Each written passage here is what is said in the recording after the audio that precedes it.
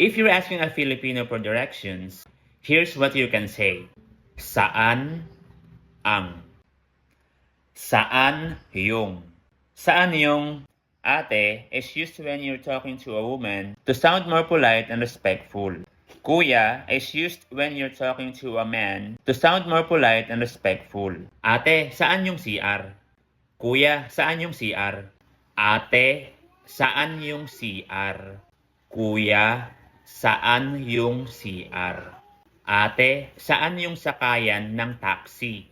Kuya, saan yung sakayan ng taxi? Ate, saan yung papuntang Manila?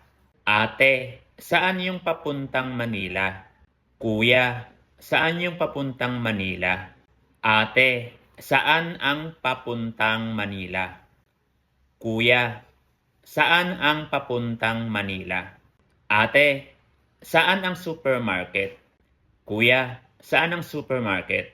Ate, saan ang papuntang mall? Kuya, saan ang papuntang mall?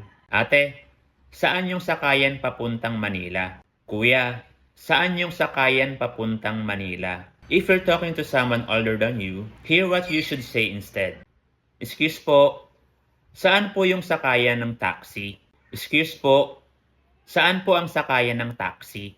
Saan po ang sakayan ng taxi?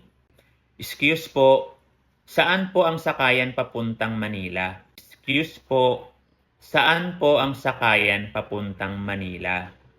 Excuse po, saan po ang CR? Excuse po, saan po ang papuntang mall? Excuse po, saan po ang supermarket? Excuse po, saan po ang supermarket? Excuse po, saan po ang lugar na ito? Excuse po, saan po ang lugar na ito?